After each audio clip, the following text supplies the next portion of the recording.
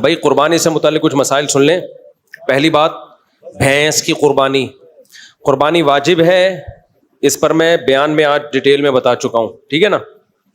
Number 2، گھر کے سربراہ کی طرف سے ہے، سب کی طرف سے ہوگی یا نہیں ہوگی، یہ مسئلہ بھی مدلل بیان کر چکا ہوں. تیسری بات، بھینس کی قربانی بھی آج کل ایک اختلافی مسئلہ ہے. بھینس کی قربانی پر اجماع رہا ہے، اب اختلاف ہو گیا اس میں. پہلے اہل حدیث حضرات بھی اس کو جائز ہی سمجھتے تھے، بلکہ ہم بچپن میں اہل حدیث حضرات سے پوچھتے تھے کہ اگر ہر مسئلہ قرآن و حدیث میں ہونا ضروری ہے تو بھینس کی قربانی کو تم کیوں جائز کہتے ہو؟ بھینس کا تو ذکر ہی نہیں ملتا. تو یہ تو ہم ان کو حجت تمام کرنے کے لیے کہتے تھے کہ ہر مسئلے کا آپ کہتے ہو نا قرآن حدیث میں صراحتاً ذکر ہونا چاہیے. بھائی صراحتاً ہر مسئلے کا ذکر نہیں ہوتا. تو پھر ہم ان سے پوچھتے تھے بچپن میں کہ پھر آپ بھینس کی قربانی کو جائز کیوں کہتے ہو؟ تو وہ نہیں جواب ہوا. اب کیا ہے کہ اب ہم دیکھ رہے ہیں ایسے اہل حدیث ہیں جو کہہ رہے ہیں بھینس کی قربانی جائز نہیں ہے. تو یہ مسئلہ بعد میں چینج ہوا ہے. تو خوب سمجھ لیں، بھینس کی قربانی کو ہم جائز کیوں قرار دیتے ہیں؟ اس کی وجہ یہ نہیں ہے کہ ہم بھینس کو گائے پر قیاس کرتے ہیں. قربانی کے مسائل توقیفی ہیں، ان میں کسی جانور کو کسی پہ قیاس نہیں کیا جا سکتا. اگر قیاس کو ہم جائز سمجھتے تو ہم ہرن کی قربانی کو بکرے پہ قیاس کر کے جائز کہتے، سمجھتے ہو؟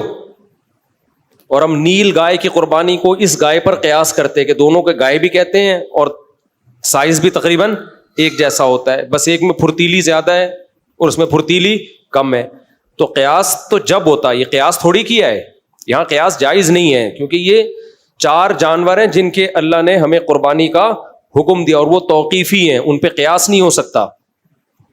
تو سوال پیدا ہوتا ہے پھر ان 4 میں بھینس تو نہیں ہے. تو اس کا جواب یہ ہے کہ بھینس کو گائے پر قیاس نہیں کیا ہے، گائے کے ساتھ لاحق کیا ہے. لحاق ایک الگ چیز ہے، قیاس ایک الگ چیز ہے. یہ 4 جانور جو جائز ہے نا، یہ کیوں؟ اصل میں 4 چوپائے ہیں جو اہلی ہیں، پالتو ہیں، اور ان میں خاص قسم کے مفاد ہیں. تو اس معنی میں بھینس اور گائے ایک ہی چیز ہیں، اس کے بھی وہی مقاصد ہیں جو گائے کے مقاصد ہوتے ہیں، اور وہ بھی گھریلو ہے، وحشی جانور نہیں ہے. تو قربانی کے جانوروں کی جو جواز ہے نا، اس کا تعلق گھریلو چوپائے ہونے اور گھریلو چوپائے نہ ہونے سے. اب ہمارے جو اہل حدیث بھائی ہیں وہ کیا کرتے ہیں، ہمیں میڈیکل سائنس کے ثبوت اور عرف پیش کرنا شروع کر دیتے ہیں کہ بھائی دیکھو گائے میں اور بھینس کے ایٹیٹیوڈ میں بڑا فرق ہے. گائے پھرتیلی ہوتی ہے، بھینس سست ہوتی ہے. گائے کے لیے الگ قسم کا موسم چاہیے، بھینس کو الگ قسم کا موسم چاہیے. دونوں کے دودھ کے ٹیسٹ میں فرق ہوتا ہے. اس کا جواب یہ ہے کہ یہ وہ فرق ہے ہی نہیں جو شریعت میں معتبر ہو. یہ وہ فرق نہیں ہے جو شریعت میں معتبر ہو. شریعت میں معتبر فرق جو ہے نا قربانی میں، وہ چوپایا ہونا یا نہ ہونا اور اہلی ہونا یا نہ ہونا. اہلی کا مطلب پالتو. تو اسی وجہ سے نیل گائے جو ہے نا اس کی کیوں جائز نہیں ہے؟ وہ گائے جیسی تو بہت سی چیزوں میں ہے، لیکن وہ وحشی جانور ہے، پالتو نہیں ہے. ہرن کی قربانی کیوں جائز نہیں ہے؟ اس لیے کہ وہ پالتو جانوروں میں نہیں ہے، وہ جنگلی جانوروں میں آتا ہے. یہی وجہ ہے کہ یوک کی جو قربانی، یاک کہتے ہیں، یوک کہتے ہیں، پتہ نہیں کیا کہتے ہیں اس کو، یاک کی قربانی میں بھی علماء یہی بیان کرتے چلے آئے ہیں کہ اگر پالتو ہے، پل جاتا ہے گھروں میں، پلنے والا جانور ہے تو پھر جائز ہے، اگر جنگلی ہے تو جائز نہیں ہے. تو گائے اور بھینس کے جو مفاد ہے نا وہ بالکل سیم ہے.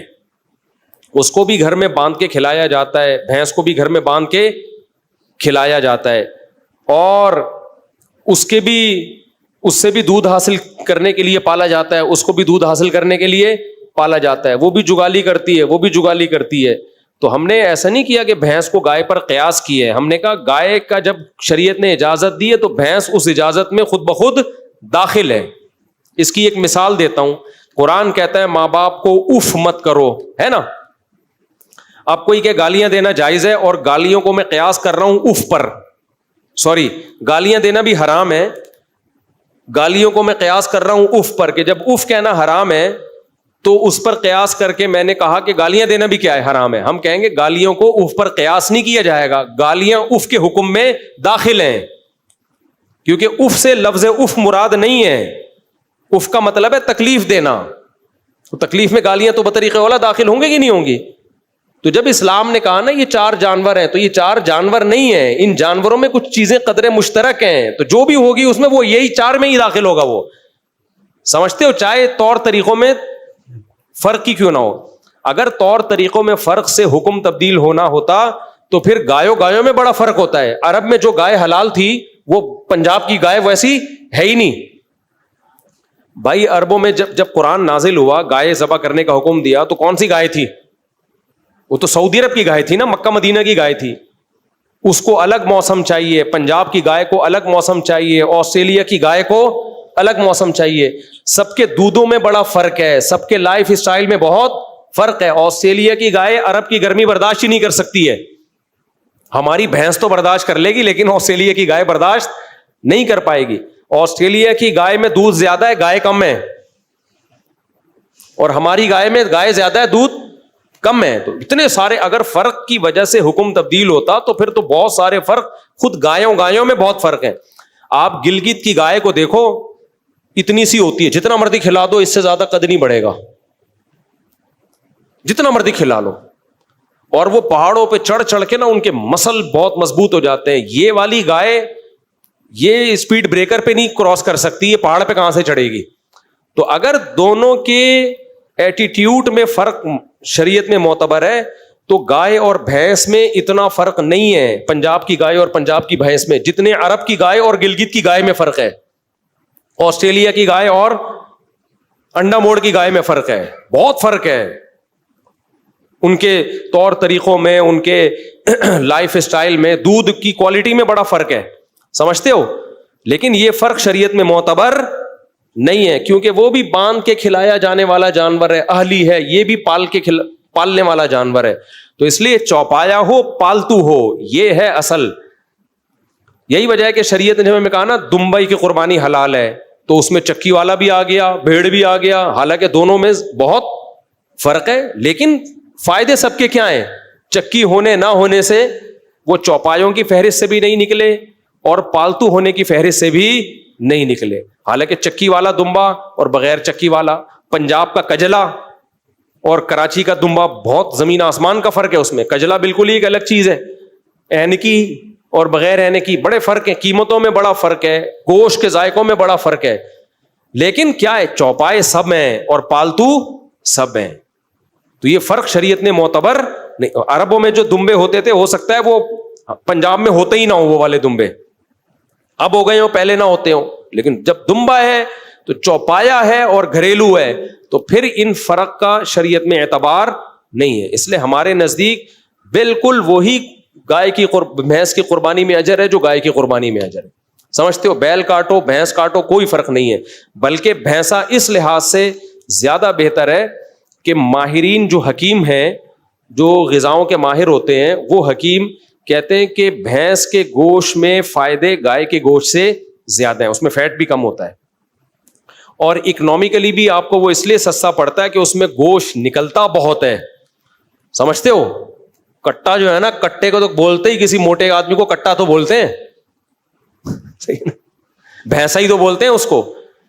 تو اس میں گوشت بھی زیادہ ہے، اس کے گوشت میں بادی پن بھی کم ہے. جو ماہر حکیم ہے وہ بولتے ہیں گائے دودھ کا پیو، گوشت بھینس کا کھاؤ.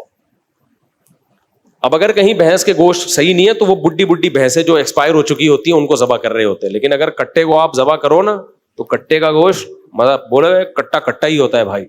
البتہ ہمارے ہاں کٹا اس لیے قربان نہیں کیا جاتا بھینسا کہ وہ ہوتا کم بخت اتنا طاقتور ہے اور اتنے مسلز ہوتے ہیں اس میں گوشت سے بھرے ہوئے کہ قصائی گرانے کے چکر میں 2-4 قصائی خود گر جاتے ہیں. یعنی قصائی اس کٹے کو گرائے اس سے پہلے کٹے کا خطرہ ہوتا ہے کہ اس کی گردن اتنی، ہمارے ایک دوست لے کر آ گئے تھے 2 سال پہلے، وہ گردن ہی کنٹرول میں نہیں آ رہی کسی کے، اتنی بڑی گردن ہے اس کی، وہ ہلی وہ جگہ سے ہی نہیں کوئی ہلا پا رہا. تو اس لیے بھی لوگ ڈرتے ہیں. تو اس صورت میں شریعت کا مسئلہ یہ ہے کہ اگر جانور گرانا آپ کے لیے بہت مشکل ہو رہا ہے اور اس میں ڈر ہے کہ لوگوں کو نقصان نہ پہنچائے. آپ دیکھو نا ویڈیوز آ رہی ہوتی ہیں، گائے یہاں سے بھاگی تگڑ 5-6 بچوں کو پیلتی ہوئی نکل گئی، بیل بھاگا بے قابو ہو کے. قربانی میں ایسا ہوتا ہے. ہمارے ایک دوست نے بتایا کہ ہم ایک بیل لے کر آئے، اتنا تگڑا بیل تھا وہ کسی کو قریب نہیں آنے دے رہا تھا، بس جو قریب آیا اٹھا کے کک مارتا تھا نا.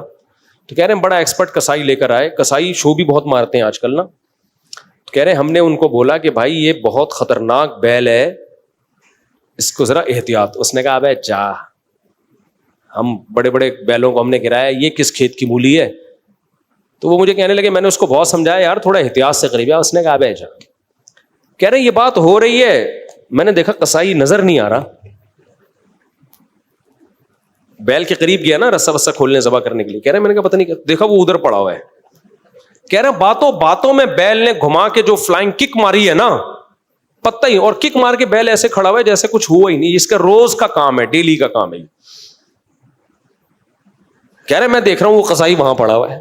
تو فنڈر گیری اچھی نہیں ہوتی. تو ایسا کوئی ڈینجرس قسم کا خطرناک قسم کا بیل ہو تو پہلا کام یہ کر سکتے ہیں, بجائے تماشا محلے میں بنانے کے نا, وہ بھاگ رہا ہے, رسے توڑ رہا ہے, 5-6 بندوں کو اٹھا کے پٹک رہا ہے, تو ایسے موقع پہ بہتر یہ ہے کہ 2 دھاری چھری لے کے نا اس کی گردن پہ کھڑے کھڑے ہی اس کو مار دیں گردن. سمجھتے ہو 2 دھاری چھری کیا ہوتی ہے, آرام سے گھس جاتی ہے وہ. تو اس کو آپ کھڑے کھڑے ہی باندھ کے نا اس کو اس کی گردن پہ چھری گھسا دیں. اس سے جب بلیڈنگ ہوگی بہت زیادہ تو نیچے گرے گا, پھر پراپر ذبح کر دیں اس کو. یہ سب سے بہتر طریقہ ہے. لوگ شوٹ کرتے ہیں گولی سے شوٹ کرنے کے بجائے اس طرح سے کریں, کیونکہ اس میں بلیڈنگ زیادہ ہے. جانور حلال کرنے کا ایک بڑا مقصد ہے اس کا خون جسم سے باہر نکل جائے. تو گولی میں وہ کام پراپر وے میں ہوتا نہیں اور تکلیف بھی زیادہ ہوتی ہے جانور کو. دوسرا آپشن پھر یہ ہے کہ اگر وہ قابو میں نہیں آ رہا ہے آپ کے, بھاگ رہا ہے ادھر ادھر, اور تو پھر شوٹ بھی کیا جا سکتا ہے اس کو. تو اس کو گولی سے شوٹ کریں, لیکن وہ گولی کا شوٹ سے اگر مر گیا تو حلال نہیں ہوگا. جب گر جائے پھر جا کے اس کو ذبح کر دیں. البتہ گولی اگر دھاری دار ہے, دھاری کا مطلب بلیڈ ہے اس کے آگے, تو پھر بسم اللہ اللہ اوپر پڑھ کے اگر آپ نے گولی چلائی اور وہ دھار لگ گئی اس کے اندر, تو بھی گرے گا تو آپ پر ذبح کرنا واجب ہے. لیکن آپ کے پہنچنے سے پہلے اگر مر گیا تو پھر حلال ہے وہ. سمجھتے ہو, تیر کا شکار ہو گیا یا گولی کا ہو گیا, تو گولی اگر نوک والی دھار والی ہے, کلاشن کوف کی یا ٹی ٹی کی گولی نوک والی نہیں ہوتی, آگے سے نوک تو ہوتی ہے مگر دھار نہیں ہوتی اس کی, بالکل ایسے سوئی ہونا بالکل گھب جائے, اس طرح سے تو پھر حلال ہوگا, ورنہ حلال نہیں ہوگا. تو جانور اگر قابو میں نہیں آ رہا ہے تو پھر اس کو قابو میں لانے کے لیے یہ ہیلا اور طریقہ اختیار کیا جا سکتا ہے. لوگ کہتے ہیں ظلم ہوگا جانور کے اوپر. او بھائی, وہ جو ظلم کر رہا ہے آپ کے اوپر, آپ اس کو قربان کرنے کے لیے لائے تھے اور اس نے گلی محلے کے 5-6 بچے قربان کر دیے. یہ کون سا کوئی ٹانگ لے کے بیٹھا ہوا ہے, کوئی گھٹنا لے کے بیٹھا ہوا ہے. بقرعید میں یہی رپورٹیں آ رہی ہوتی ہیں, پھر یوٹیوب پہ اتنی ویڈیوز آئی ہوئی ہوتی ہیں. وہ ایک تو میں نے دیکھی, اونٹ کو ذبح کرنے جا رہے ہیں, اونٹ نے یہاں سے اٹھایا اس کو, ادھر سے اٹھا کے نا لٹکا کے ادھر لے جا کے رکھ دیا. بڑا تمیز کا اونٹ تھا وہ. میں نے کہ اس اونٹ کو سلام ہے, کچھ بھی نہیں کیا, یوں اٹھایا اس کی اوقات دکھانے کے لیے نا, کہ 2 ٹکے کے آدمی نہیں ہے, تو میرے کو حلال کرنے آیا. یوں اٹھا کے بندہ یہاں رکھ دیا. اب وہ اگر سر سے ہی پکڑ لیتا تو رکھ تو دیتا, رکھ تو پھر بھی دینا تھا. کھانا اونٹ گوشت تھوڑی کھاتا ہے, رکھ دینا تھا. مگر وہ بیچارہ پھر کہیں رکھنے کے قابل رہتا نہیں, اس کو صرف قبر میں ہی رکھا جاتا. وہ تو شکر ہے یہاں سے اٹھایا. تو اتنا یہ اس ٹائپ کی چیزیں ہو رہی ہیں, تو ایسے موقع پہ شریعت کی سہولت سے فائدہ اٹھانا چاہیے. تو ایسا کوئی تگڑا جانور ہے قابو میں نہیں آ رہا تو تماشے نہ بناؤ بھائی. گلی محلے میں لوگوں کی چیزیں ٹوٹ رہی ہیں, پھوٹ رہی ہیں, مر رہے ہیں لوگ, تو پھر تماشا بنتا ہے دیکھو یہ مسلمان لوگ کیا کر رہے ہیں. تو ایسے موقع پہ اس کا فائدہ اٹھایا جائے کہ شریعت کی گنجائش سے. ایک بات تو یہ ہو گئی.